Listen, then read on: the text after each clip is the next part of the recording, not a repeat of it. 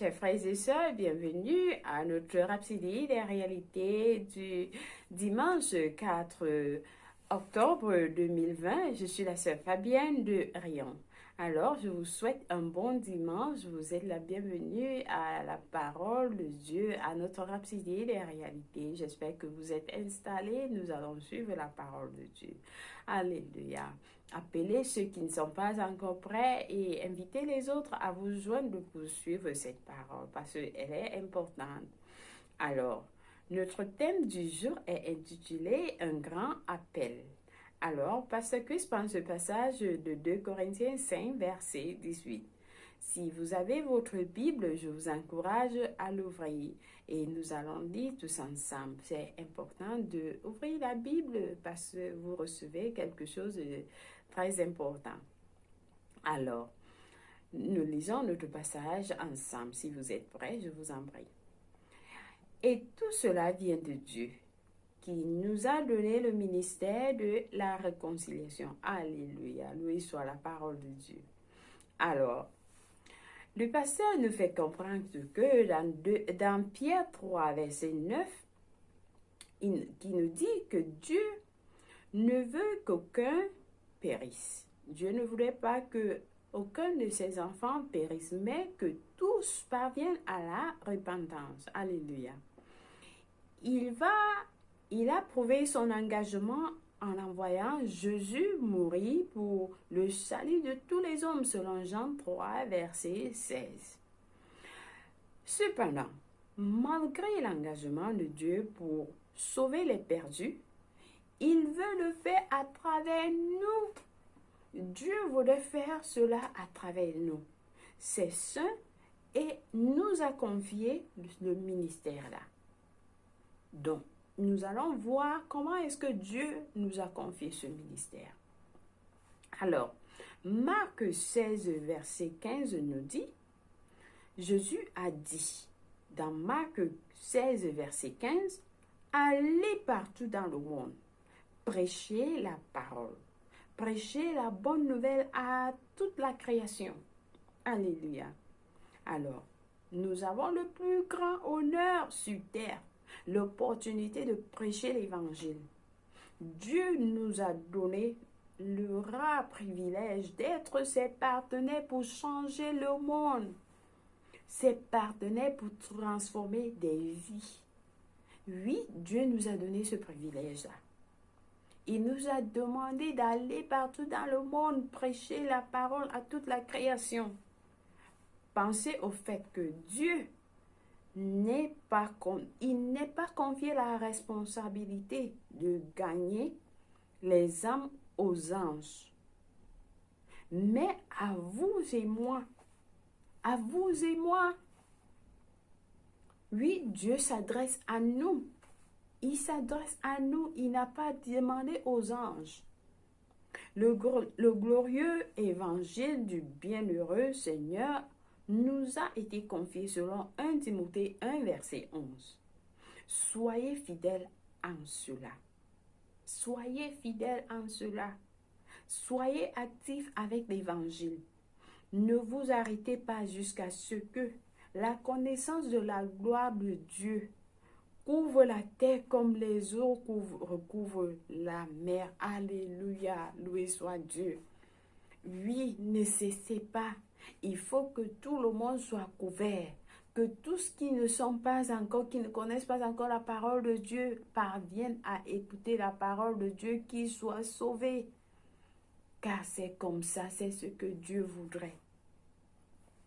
Alors, quelle merveilleuse bénédiction, quel privilège et quel honneur que le Seigneur ait fait tout ce qu'il a fait et nous ait envoyé annoncer la bonne nouvelle dans le monde entier.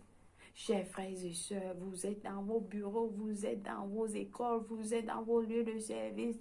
Ne soyez pas calmes. Proclamez la bonne nouvelle, prêchez la bonne nouvelle à qui que ce soit. Alors, ensuite, pour s'assurer que vous y réussissez, Il nous a donné le Saint-Esprit pour être avec nous et avec vous et en vous. Le Saint-Esprit est en vous. Le Saint-Esprit est en nous. Il est là pour nous guider. Il est là pour nous diriger vers les âmes perdues. Le Saint-Esprit fait de vous un ministre capable.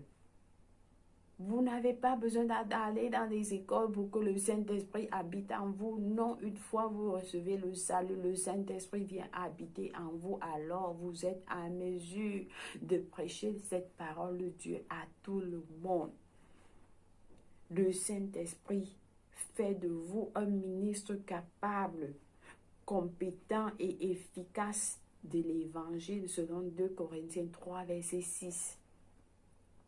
Il vous donne la capacité d'être un témoin audacieux du Christ ressuscité et d'accomplir son appel. Alléluia. Oui, accomplissez l'appel que vous avez. Accomplissez le plan de Dieu pour votre vie. Accomplissez le travail que Dieu vous a donné. Le privilège que vous avez. Les morts n'ont pas eu ce privilège, mais vous êtes vivant. Vous avez ce privilège, donc prêchez la parole de Dieu à toute la création. Peu importe ce qu'on vous dit, vous êtes là pour ça. Dieu vous a donné. Il vous a appelé. Il n'a pas demandé à Jean-Pierre, mais il a demandé à tous ses enfants, à toute sa création de le faire. Donc, n'attendez pas. Les temps sont courts. Les temps sont courts. Il faut sauver les âmes, autant d'âmes que vous pouvez. Loué soit Dieu. Raison pour laquelle c'est important que vous partagez ces vidéos, que vous partagez la parole que vous recevez avec les autres, dans votre entourage, avec ceux qui ne connaissent pas encore Dieu. Loué soit Dieu. Alors, j'espère que vous êtes bénis aujourd'hui. Vous êtes bénis et que vous allez comprendre à quel point Dieu voulait que les âmes soient sauvées. Que personne de ses enfants, aucun de ses enfants ne périsse. Et vous avez cette responsabilité de sauver ces âmes-là. Vous avez cette responsabilité car Dieu vous appelle, il vous appelle de faire ce travail. Il voudrait faire ce travail à travers vous. Alors, commencez à le faire dès aujourd'hui. Alléluia, alléluia. Dieu soit loué. Amen, amen, amen. Alors, nous passons à notre confession du jour qui est importante afin que nous soyons établis dans ce passage que nous avons lu aujourd'hui puisse nous amener la confirmation de ce que nous avons reçu. Loué soit Dieu. Nous prions. Je vous en prie. Apportez l'évangile aux extrémités de la terre et ma passion, Apportez l'évangile aux extrémités de la terre est ma passion et ma haute vocation en Christ Jésus. Je suis honoré, privilégié et béni de ce que le glorieux évangile du salut en Christ m'a été confié.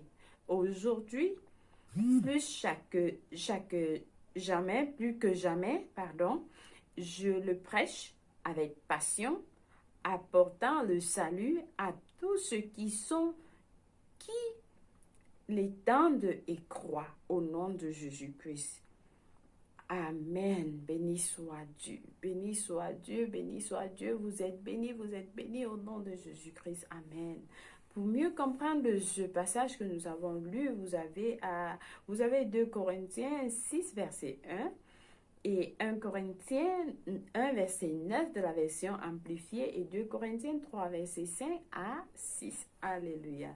Pour le plan biblique, la lecture biblique pour un an, vous pouvez lire Philippiens 2, verset 19 et Philippiens 3, verset 1 à 11. Et puis Ésaïe 38 à Ésaïe 39. Vous avez à lire Philémon 1, verset 1 à 9, et Jérémie 52 pour la lecture biblique pour 2 ans. Loué soit Dieu. Alors, votre dimanche, votre week-end est assuré et vous allez faire le travail de Dieu, l'appel que vous avez pour Dieu. Et vous serez bénis. Loué soit Dieu. Alléluia. Et surtout, n'oubliez pas que le Saint-Esprit est avec vous. Il vous guide. Amen. Amen. Alors, nous passons directement à notre prière du salut. Si vous n'avez pas encore fait de Jésus-Christ votre Seigneur et votre Sauveur, je vous appelle à prier cette prière. Je vous invite tous à prier avec tout cœur et Dieu va vous écouter. Nous prions. Ô Seigneur Dieu, je crois en Jésus-Christ, Fils du Dieu vivant. Je crois qu'il est mort pour moi. Je crois qu'il est en vie aujourd'hui car Dieu l'a ressuscité des morts. Alors je confesse de ma bouche que Jésus-Christ, le Fils du Dieu vivant, est le Seigneur de ma vie. Par lui et en son nom, j'ai la vie éternelle. Je suis né de nouveau.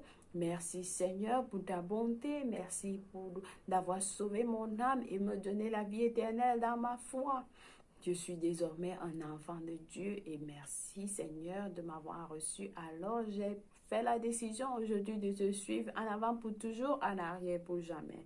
Alléluia. Si vous avez prié cette prière, alors Dieu vous a écouté, il vous a répondu et vous êtes bénis.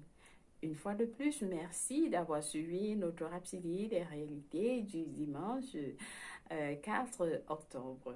Soyez bénis et passez un bon week-end.